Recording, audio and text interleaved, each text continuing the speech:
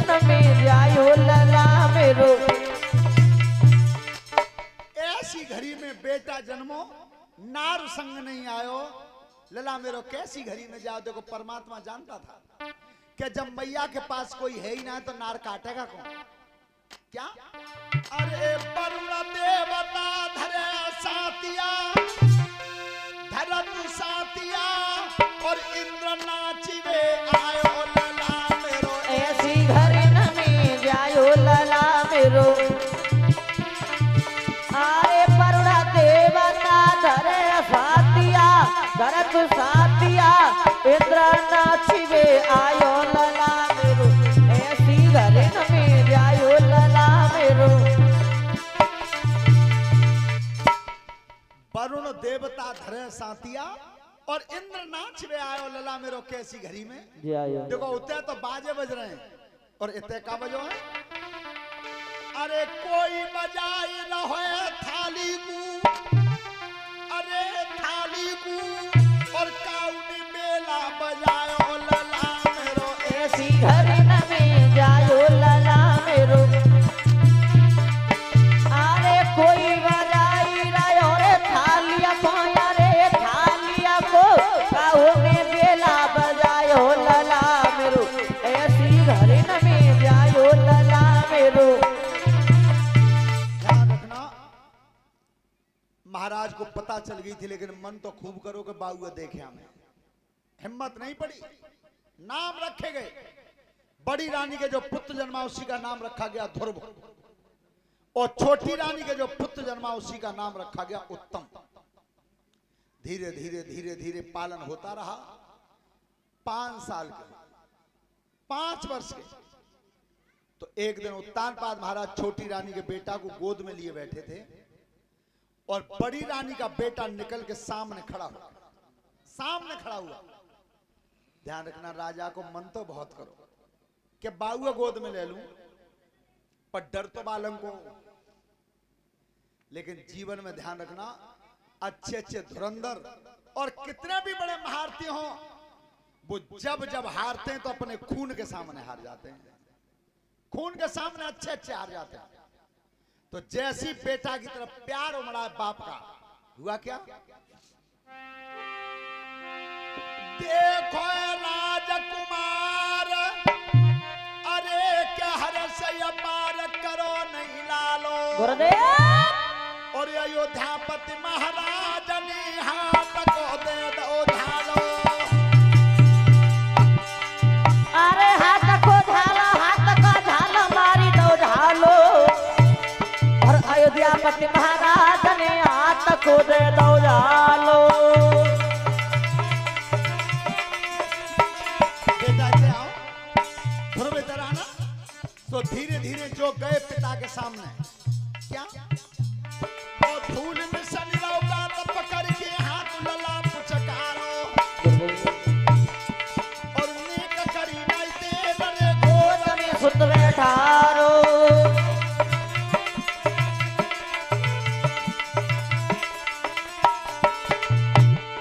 जैसे ही बड़े बेटा को गोद में बैठाया, जितनी सभा बैठी थी सबने एक ही साथ ताली बजा करके बोल दिया, धन्य महाराज, जा तो मचा ही रहे थे। लेकिन वो बोले क्या है? और एक दिन आया सो राजा में, और एक दिन जन्मो राजकुमार, तो आज गोद भर गई बेटन की कार्य हो गए करतार।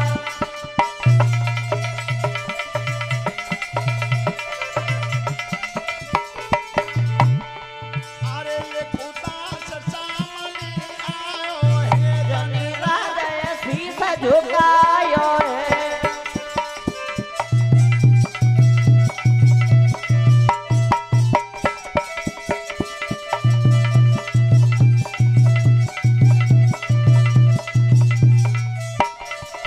आज महाराज दोनों बेटाओं को लिए बैठे थे, तब तक एक द्वारपाल ने की, महाराज मैं खानो खाया हूं, खाया हो जाओ। जो बे घरे गए, अपई घरवाई थी गला रोटी ले आओ, पानी तो दे गई, थारी पस रही तो तक सुनना रही। बाद में तुमने जिकई के छोटी भाई रानी ने राजा पे लिखवा ली है कि बड़ी रानी को लड़का तो कचहरी में जाऊ ना सकत कि चो लिखवा ना ली तुम कहाँ आए लिखवा ली हुई पर आज तो देख के आए कि बड़ी बाई कोई बैठो सीधे लंगोट में कि मेरी किस्म कि तुम्हारी किस्म तो तुमने कुल्ला करियो मैं व्याला आ रही हूँ। अरे कहूँ मन जाए आग देवे नहीं रहे पर नहीं मानी। पर ध्यान रखना नारी के पेट में बात रुकती नहीं है और अगर तुमने नेक बल उदय की कही दी कि जा बात है कहूँ कहियो मत तो और ज्यादा जल्दी परी सवेरे चौका वासन करो बर्तन धोए रोटी करी कपड़ा धोए 12 बजे तक चैन नहीं परो तो तक तो कह दई परो समय का चाची मैं तुमते कह दी पर तुम काउते ध्यान रखना इनका दोष नहीं है। यह धर्मराज दुष्टर का श्राप लगा हुआ है और चारों युगों के लिए दिया था दुष्टर महाराज ने क्या नारी के पेट में बात नहीं रुकेगी। और यह श्राप कब दिया था कि जब महाभारत का युद्ध समाप्त हो गया था तो पांडव अपने पक्ष के जितने वीर मर गए थे सबके नाम का दिया जला रहे थे गंगा जी में दीपक जला जला के दे रहे थे सबको। पीछे कुंती खड़ी थी तो पीछे जब कुंती खड़ी थी और सबके नाम के दीपक जल रहे थे तो कुंती से नहीं रहा गया। तब बोलिए कुंती युधिष्ठिर से क्या अरे विधाता इष्ट मित्र परिवार कुटुंब को दिया दियो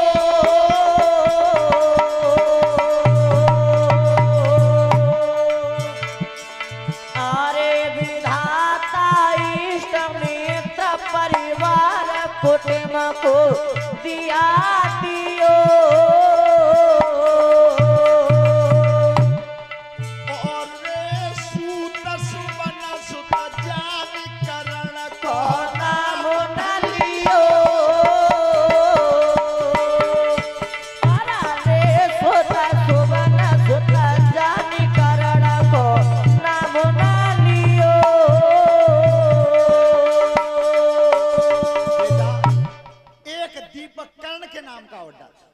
अरे मैया ये तो हमारा दुश्मन था कर्ण हमारा बैरी था। तब महतारी ने की बेटा ये दुश्मन नहीं था सबसे पहले मेरी कोख से यही पैदा हुआ था। ये दुष्टन ने की अरे मैया जिका करो तेने इतनी बड़ी बात और इतने दिन छिपाए राखी और तेने भैया को भैया के हाथ से मरवा दिया कर्ण का वध अर्जुन के हाथ से करवा दिया। मैया जा बात है तू पहले बता देती तो हम अपने भैया के हाथ जोते पैर छुते अपने भैया मुंह में मिला लेते।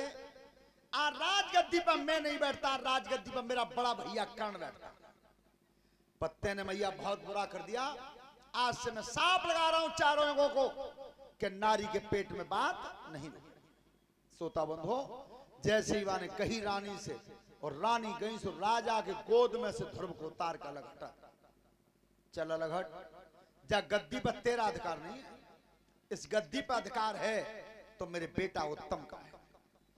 ध्रुव जी रोते हुए चल दिए और जा बात है तुम अबू देख लियो बालक में तुम थप्पड़ मार दो और जितो घर जोरे आवत जाओ तितो ही जोत रोवत जाओ।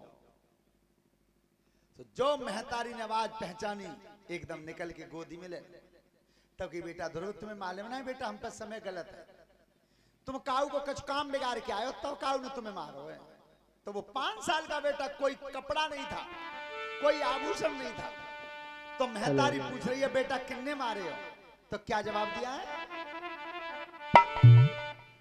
रोई रोई कहीं ध्रुव सुकुमार अरे मैया मोए मौसी ने मारो अरे मोए मौसी ने मारो मैया मोए मौसी ने मारो रोई रोई कहीं ध्रुव सुकुमार मैया मोए मौसी ने मारो। हम बैठे दोनों भैया और तब तक आई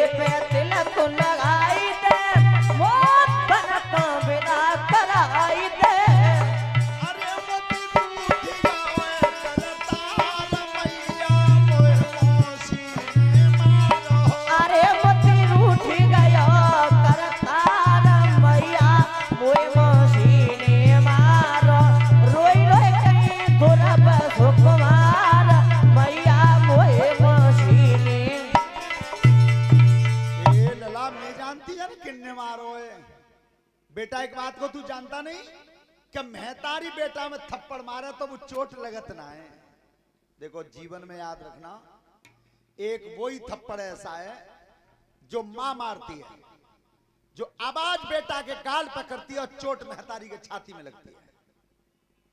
और जीवन में एक बात कभी मत भूलना, संतरी से लेकर के मंत्री तक और सिपाही से लेकर के आईजी तक, कितनी भी बड़ी पोस्ट पर बेटा पहुंच जाए, महतारी को पूरा अधिकार होता है, वो वहां भी थप्पड़ मार देगी। केवल मां को, ए लला मैया ही नहीं तुम्हारे हो,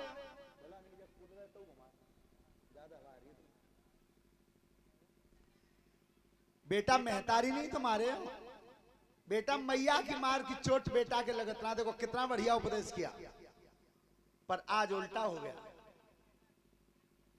जब महतारी ने 9 महीना कोख में रख के ताते 6 महीना बोले ना है, और बेई लला जब ससुराल चले जाए और सास ने कह दी कि लला आवे ना भेजेंगे ललिया फिर वाले जी 1 महीना बाद, सो हाथ जोड़ के घोंटू डाल के बैठे के माताजी बहुत काम खराब है।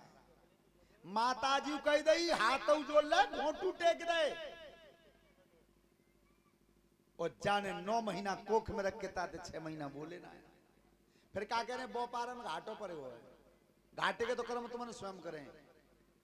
सोता बंधो, तब कहीं मैया मैं भजन करने जाऊंगा, मैं तपस्या करने जाऊंगा।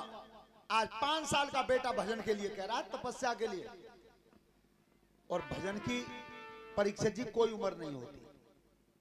आज तुम 70 साल के आदमी तो कहोगे, तुमने कहा भजन कर लो, तुम्हें क्या कहते हैं मालूम बच्चों, भजन की हमारी कोई उम्र है भाई? तो भजन की उम्र कब है? ध्रुव तो 5 साल के, पहला 7 साल के, भगवान को आने पर मजबूर कर दिया। और ताऊ मगर का उतरते 90 साल की उम्र हो रह जाए, फिर वे बालकन गाली देते हैं, वो तो कुछ करना बात। सो कहो नाती ने की बाबा जी गाली बकतो हर समय ने कहा तो भगवान को भजन कर ले करो। तो 90 साल के बाबा कह रहे हैं भजन क्या करेंगे, 4 साल बाद मुलाकात ही कर लेंगे। बताओ सोता बंधु, कथा हमेशा यज्ञपति महाराज जी तन से और मन से दोनों से सुननी चाहिए। अगर तन तुम्हारा यहां है तो मन भी यही होना चाहिए। अगर शरीर तुमने बैठा दो ना और मन हिसाब लगा तो रहो घर को, तो का पलने पर हो। वैसे एक बात जरूर है मां साहब, हम दुनिया में भागवत करे आए, त्या गांव में विद्वान बहुत है। कल भूरे सिंह प्रधान जी ने एक कोई महाशय जी कह रहे, जब हम शिवजी को ब्याह गा रहे तब क्या चौसा जी महाभारत में तो कहां की कथा है रही है। अब उन्हें जय ना मालूम शिवजी को सती को प्रसंग और पार्वती को प्रसंग रामायण में थे। अब वे कह रहे हैं कि महाभारत में थे कौन से ठोकते है रही है जी शिवजी को ब्याह। तो तुम्हारे यहां जानकार तो ज्यादा है, तो उन्हें इतना बता देना कि शिवजी का प्रसंग और सती का प्रसंग रामचरितमानस में बालकांड से है, महाभारत से नहीं है। रामचरितमानस से बालकांड में आया ये। सभी प्रेम से ताली बजाते हुए एक भगवान के नाम का भजन बोलेंगे।